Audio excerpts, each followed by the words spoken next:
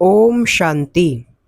26 अगस्त 2026 बाबा के आज के मधुर महावाक्य सुनेंगे। बाबा कहते, मीठे बच्चे, तुम गारंटी करते हो कि हम अपने ही योग बल से इस भारत को स्वर्ग बनाएंगे। वहाँ एक धर्म, एक राज्य होगा। प्रश्न है, माया के किस विघ्न से सेफ रहने वाले बहुत अच्छी कमाल कर सकते हैं? उत्तर है, माया का सबसे बड़ा विघ्न है देह अभिमान में लाकर एक दो के नाम रूप में फंसना। इसको समझिए, खाली नाम रूप में फंसना अर्थात यह ही नहीं है कि यह बहुत अच्छे, वो बहुत अच्छे। इसका सूक्ष्म से सूक्ष्म और स्थूल से स्थूल रूप है इस देह अभिमान का, और जिसकी बाबा बात कर रहे हैं विशेष इसका। किसी के भी नाम रूप में फंस जाना, किसी की भी निंदा स्तुति में आ जाना, किसी से भी आकर्षित हो जाना। अब वो कौन सा आकर्षण है यह भी निर्भर करता है। वो हो सकता है कि वो शारीरिक आकर्षण हो, जिसको विकारी आकर्षण कहा जाता है। यह भी हो सकता है कि किसी के गुणों से आकर्षित हो जाना, क्योंकि यहाँ पर आकर्षण इस दुनिया में बहुत बड़ी चीज़ है। हर चीज़ आकर्षित हो रही है, लेकिन हम लोगों को आकर्षण को हटाना नहीं है, आकर्षण का रूप परिवर्तित करना है। आकर्षण होना है हम लोगों को भगवान से। हम लोग का जो कुछ भी आकर्षण हो वो भगवान से हो। जो भी हमारी तरफ आकर्षित हो वो भगवान के द्वारा ही आकर्षित हो। कोई हमारी गुण देख करके हमारे तरफ आकर्षित ना हो। अगर किसी को ऐसा आप देखें तो उसको तुरंत समझाइए कि मेरे ऊपर आकर्षित मत हो, भगवान के ऊपर आकर्षित हो। है ना, हमें ऐसा बनाने वाला तो भगवान ही है। तो आगे बाबा कहते, जो बच्चे इस विघ्न से सेफ रहते हैं, माया के धोखे से बचे रहते हैं, वो बहुत कमाल कर दिखाते हैं। उनकी बुद्धि में सर्विस के नए नए ख्यालात चलते रहते हैं। सर्विस में उन्नति तब होगी जब देही अभिमानी होंगे। ओम शांति। बाप आए हैं रूहानी बच्चों को श्रीमत देने। यह तो बच्चे जानते हैं कि थोड़े समय के अंदर ड्रामा प्लान अनुसार सारा कार्य होना है। हम रावणपुरी को विष्णुपुरी बनाते हैं। अब बाप भी गुप्त तो पढ़ाई भी गुप्त है। सेंटर्स तो बहुत हैं, छोटे बड़े गांवों में सेंटर्स हैं और बच्चे भी बहुत हैं, और भी दिन प्रतिदिन बढ़ते जाएंगे सेंटर और बच्चे दोनों। लिटरेचर में भी लिखते हैं कि हम इस भारत भूमि को स्वर्ग बनाकर छोड़ेंगे। तुमको यह भारत भूमि बहुत प्यारी है, क्योंकि तुम जानते हो कि यह भारत ही स्वर्ग था। उनको 5000 वर्ष हुए, भारत बहुत शानदार था। तुम ब्रह्मा मुख वंशावली बच्चों को ही यह नॉलेज है। इस भारत को श्रीमत पर स्वर्ग बनाना पड़े, सबको रास्ता बताना है, और कोई खिटपिट की यहाँ बात नहीं है। आपस में बैठ राय करनी चाहिए कि इन चित्रों द्वारा ऐसी क्या एडवांटेज करे, जो एडवर्टाइज करे, जो अखबार में भी यह चित्र डालें। आपस में इन पर सेमिनार करना चाहिए। जैसे उस गवर्नमेंट के लोग आपस में मिलते हैं, राय करते हैं, तो भारत को हम कैसे सुधारें। यह जो इतने मतभेद हो गए हैं उनको आपस में मिलकर ठीक करें, और भारत में सुख शांति कैसे स्थापन हो। ऐसे तुम भी रूहानी पांडव गवर्नमेंट हो। यह बड़ी ईश्वरीय गवर्नमेंट है। पतित पावन बाप ही पतित बच्चों को पावन बनाकर पावन दुनिया का मालिक बनाते हैं। यह राज तुम बच्चे जानते हो। मुख्य है ही भारत का आदि सनातन देवी देवता धर्म। यह है रुद्र ज्ञान यज्ञ। रुद्र कहा जाता है शिव बाबा को। अब तुमको बाप ने आकर जगाया है, तुमको फिर औरों को जगाना है। ड्रामा प्लान अनुसार तुम जागते रहते हो।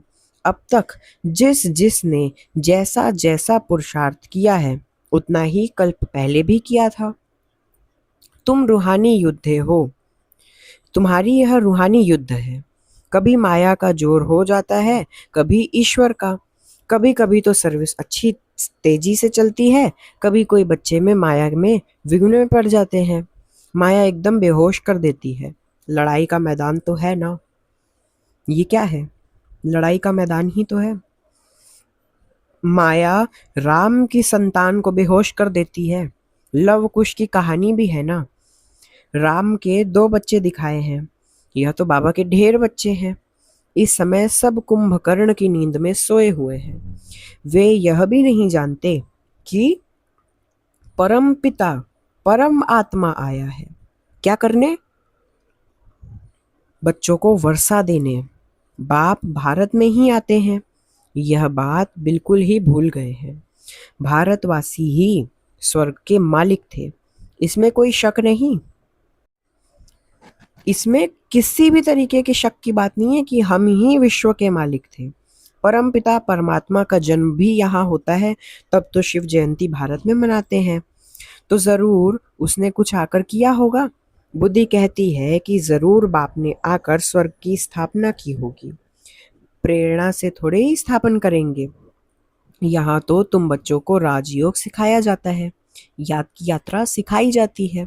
प्रेरणा में कोई आवाज नहीं होती क्या? जो साक्षात्कार आदि होता है प्रेरणा होती है। जब मन में किसी को कोई प्रेरणा उठे तो उसमें आवाज होती नहीं। या तो बाबा आवाज से समझाते हैं। आगे बाबा बोले समझाते हैं शंकर प्रेरणा से विनाश करता, परंतु इसमें प्रेरणा की बात ही नहीं है। तुम समझ गए हो कि ड्रामा में उन्हों का पार्ट ही है मूसल बनाना। किसका? दुनिया वालों का। एटम बम्स बनाना उनका पार्ट ही है ड्रामा में, है ना। वे विनाश अर्थ निमित्त बने हुए हैं। प्रेरणा शास्त्रों का अक्षर है, इसमें प्रेरणा की तो बात ही नहीं। ड्रामानुसार विनाश तो होना ही है। गाया हुआ है महाभारत लड़ाई में। यह मूसल आदि काम में आए, मूसल आदि काम में आए थे। जो पास्ट हो गया है वह फिर रिपीट होना है। तुम गारंटी करते हो हम योग बल से स्वर्ग की स्थापना करेंगे। वहां क्या होगा? एक धर्म होगा। तो दूसरे सब धर्म कहाँ होंगे? जरूर विनाश हो जाएंगे। यह समझने की बात है। गाया हुआ है ब्रह्मा द्वारा स्थापना, विष्णु द्वारा पालना। तो ठीक है, लेकिन शंकर को तो शिव के साथ मिला दिया है। यह रॉन्ग है। शिव शंकर कह देते हैं क्योंकि शंकर तो कोई काम नहीं करते, तो शिव से मिला दिया है। परंतु शिव बाबा कहते हैं मुझे तो बहुत काम करना पड़ता है, सबको पावन बनाना पड़ता है। मैं इस ब्रह्मा तन में प्रवेश कर इस साकार द्वारा स्थापना का कार्य कराता हूँ। शंकर का तो कोई पार्ट नहीं है। शिव की पूजा होती है। शिव ही कल्याणकारी, झोली भरने वाला है। शिव परमात्माए नमः कहते हैं ना। यह ब्रह्मा भी प्रजापिता ठहरा। ब्रह्मा सो विष्णु, विष्णु सो ब्रह्मा। यह तो बड़ी गुह्य बातें हैं। यह सिर्फ तुम बच्चे ही जानते हो। सेंसिबल बच्चों की बुद्धि में ज्ञान झट समझ में आता है। मनुष्य को कुछ भी समझ नहीं आता कि पतित पावन बाप कब आएंगे। अब तो कलयुग का अंत है। अगर कहते कि कलयुग के अंत में 40,000 वर्ष पड़े हैं, तो अभी कितना और पतित बनेंगे, कितना दुख सहन करेंगे। अगर कोई कहे ना कि सचमुच में कि अभी तो बहुत टाइम है, अभी ऐसे वैसे, तो अरे इतने पतित बन गए, अभी और कितना बनना है भाई, अब तो बस करो। कलयुग में सुख तो होगा नहीं। कुछ भी न जानने कारण बेचारे घोर अंधियारे में पड़े हैं। तुम बच्चों को आपस में मिलकर राय करनी चाहिए कि कैसे सर्विस को बढ़ाएं। बाप प्लान तो बताते रहते हैं, फिर बच्चों को आपस में मिलना है, चित्रों पर अच्छी रीति समझाना है। यह भी ड्रामा अनुसार चित्र बनाते जा रहे हैं, है ना। अभी ड्रामा अनुसार कितने चित्र बनते जा रहे हैं। बच्चे जानते हैं कि जो जो समय पास होता जाता है हू बहू ड्रामा प्लान चलता रहता है। बच्चों की अवस्थाएं तो कब ऊपर कब नीचे, यह चलता रहेगा। बाबा भी साक्षी होकर देखता है। कभी कभी बच्चों पर ग्रहचारी बैठती है तो उनको मिटाने के लिए प्रयत्न कराते हैं। बाबा घड़ी घड़ी कहते हैं कि बाप को याद करो, लेकिन देह अभिमान में आ जाते हैं, इसलिए ठोकरें खाते हैं। इसमें देही अभिमानी बनना पड़े, परंतु बच्चों में देह अभिमान बहुत है। तुम देही अभिमानी बनो तो बाप की याद रहे, फिर सर्विस की उन्नति भी होती रहेगी, है ना। जिनको ऊंच पद पाना है वह सदैव पा लेते हैं, सदैव सर्विस में लगे रहेंगे। तकदीर में अगर नहीं तो तदबीर भी नहीं करेंगे। दुख खुद कहते हैं कि बाबा हमको धारणा नहीं होती, बुद्धि में नहीं बैठता। धारणा अगर नहीं होती तो खुशी भी नहीं रहती है, जिनको धारणा होती है तो खुशी भी रहती है। समझते हैं कि शिव बाबा आया हुआ है। बाप कहते हैं बच्चे तुम अच्छी रीति समझकर फिर औरों को भी समझाओ। कोई तो सर्विस में लग जाते हैं, पुरुषार्थ करते रहते हैं। तुम बच्चे जानते हो कि जो जो सेकंड बीतता है वह ड्रामा में नूद है, फिर ऐसे ही रिपीट होता है। बच्चों को ही समझाया जाता है कि बाहर भाषण करते समय तो अनेक प्रकार के मनुष्य आते हैं। तुम बच्चे जानते हो कि सभी वेद शास्त्र गीता आदि पर ही भाषण करते हैं। उनको यह पता थोड़े ही कि यहाँ ईश्वर अपना और इस रचना के आदि मध्य अंत का राज समझाते हैं। चित्रों में कितना अच्छी तरह दिखाया है कि परमात्मा कौन है। यह बातें प्रोजेक्टर पर तो समझा नहीं सकते, प्रदर्शनी में चित्र भी सामने खड़े हैं और फिर तुम समझाकर पूछ भी सकते हो। अब बताओ कि गीता का भगवान कौन है, ज्ञान का सागर कौन है, पवित्रता सुख शांति का सागर लिबरेटर गाइड कौन है ना, पूछ सकते हैं आराम से। श्री कृष्ण के लिए तो कह नहीं सकेंगे। परमात्मा की महिमा अलग है। पहले लिखना भी चाहिए, प्रोब लिखना चाहिए, है ना। सही से सबसे सही भी सलाह भी सबसे सही भी लेनी है, मतलब टिक क्रॉस भी करवाना है। सही का मतलब टिक क्रॉस की बात है इधर। और बाबा अब देखिए, जब मुरली चल रही थी, साकार मुरली, उस समय हॉल में चिड़िया लड़ रही है। यहाँ पर भी देखिए, अगर आवाज आ रही हो तो हमें नहीं मालूम, लेकिन इधर भी कुछ ना कुछ तो हो ही रहा है, पीछे आवाजें आ रही हैं प्रकृति की। बाबा कहते हैं इस समय सारी दुनिया में लड़ाई झगड़ा ही है, सब आपस में लड़ते रहते हैं। 5 विकार भी मनुष्य में गाए जाते हैं, जानवरों की तो बात ही नहीं। विशेष वर्ल्ड और वाइसलेस वर्ल्ड मनुष्यों के लिए गाया हुआ है। कलयुग में है आसुरी संप्रदाय, सतयुग में है दैवी संप्रदाय। मनुष्य इतने तमोप्रधान बुद्धि हैं जो बिल्कुल नहीं समझते कि हम आसुरी संप्रदाय हैं। देवताओं के आगे जाकर गाते भी हैं कि हम नीच पापी हैं।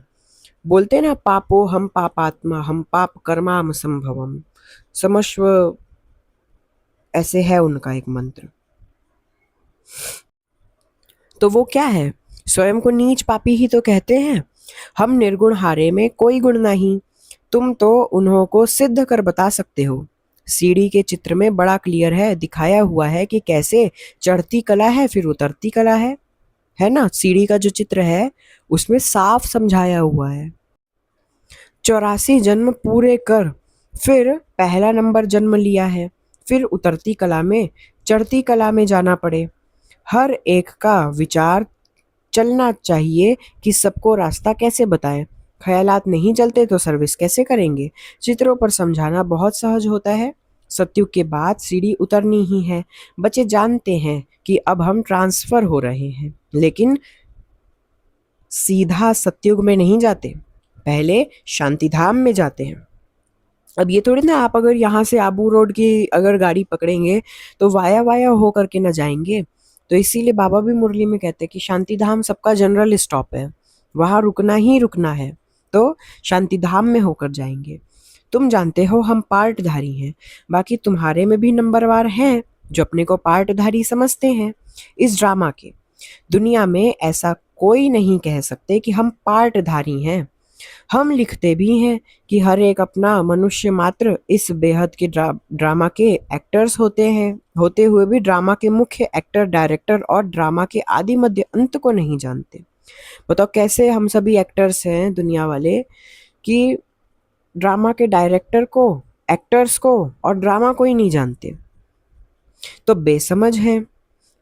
इस लिखने में कोई हर्जा नहीं, एक कान से सुन दूसरे से निकाल देना चाहिए। सर्विस सर्विस और सर्विस। बाबा कहते हैं कि बच्चों पर कभी ग्रहचारी बैठती है, जब ग्रहचारी बैठती है तो कितना नुकसान हो जाता है वह बाप जानते हैं। साहूकार गरीब बन पड़ते हैं, कारण तो होता है ना। बहुतों को बाबा समझाते भी रहते हैं, बच्चे नाम रूप में कभी नहीं फंसना, यह तो माया ऐसी है जो नाक से पकड़ खड्डे में डाल देती है। माया बड़ा धोखा देती है। आशिक माशूक यहाँ नहीं बनना है। आशिक माशूक कोई विकार के लिए बनते हैं, दूसरे सिर्फ रूप पर फिदा होते हैं। तुम जानते हो, सेंटर्स पर भी ऐसे माया के विघ्न बहुत पड़ते हैं। एक दो के नाम रूप में फंस जाते हैं। माया ऐसी प्रबल है जो माता माता के नाम रूप में, कन्या कन्या के नाम रूप में फंस पड़ते हैं। पुरुषार्थ करते हुए भी माया एकदम पकड़ लेती है। इसलिए बाबा सावधानी देते हैं कि बच्चे, माया बहुत सावधान है। माया माया से बहुत, बाबा कहते हैं देखो कि बच्चे, माया बहुत फंसाने की कोशिश करेगी, माया से बहुत सावधान रहो। लेकिन तुमको फंसना नहीं है, देह अभिमान में नहीं आना चाहिए। अपने को आत्मा समझ बाप को याद करना है। माया के धोखे से बचते रहना है। तुम बच्चों को बाप गुलगुल माने फूल बनाने आए हैं। तुम्हें किसी बात में संशय नहीं आना चाहिए। अगर दिल में संशय आता तो सर्विस अच्छी तरह नहीं कर सकेंगे, अंदर घुटका खाते रहेंगे। हिम्मत रखनी चाहिए, टाइम बहुत थोड़ा है। बाबा की मुरली सुनेंगे तो उल्लास में आएंगे। आत्म प्रकाश बच्चा ठीक रीति चित्रों तरफ अटेंशन दे रहा है। बॉम्बे वालों के भी दिमाग में आना चाहिए। मुख्य चित्र को पहले बनाना पड़े, जांच करनी चाहिए। बाबा डायरेक्शन देते हैं कि कैसे चित्रों में उन्नति होनी चाहिए। ऐसे कोई युक्ति रचो जो सीढ़ी का चित्र एरोड्रम पर रखा जाए। यह चित्र देखकर सब खुश होंगे, आखिर समझेंगे कि इनको मत देने वाला कौन है। तो बच्चों को बहुत नशा चढ़ना चाहिए। अच्छा, मीठे मीठे सिखिले दे बच्चों प्रति माता पिता बाप दादा का याद प्यार और गुड मॉर्निंग। रूहानी बाप की रूहानी बच्चों को नमस्ते। धारणा के लिए मुख्य सार। पहला, तुम बच्चे लड़ाई के मैदान में हो। माया रावण से तुम्हारी युद्ध है। माया बहुत विघ्न डालती है, बच्चों को बहुत सावधान रहना चाहिए। दूसरा, हर एक को अपनी उन्नति के लिए विचार करना है। चित्रों पर कैसे समझाएं, सर्विस को कैसे बढ़ाएं, चित्रों में ऐसा क्या डालें जो मनुष्य सहज समझ जाएं। वरदान है, देह अभिमान के त्याग द्वारा श्रेष्ठ भाग्य बनाने वाले सर्व सिद्धि स्वरूप भव। देह अभिमान के त्याग द्वारा श्रेष्ठ भाग्य बनाने वाले सर्व सिद्धि स्वरूप भव। देह अभिमान का त्याग करने अर्थात देह अभिमानी बनने से बाप के सर्व संबंध का, सर्व शक्तियों का अनुभव होता है। यह अनुभव ही संगम युग का सर्वश्रेष्ठ भाग्य है।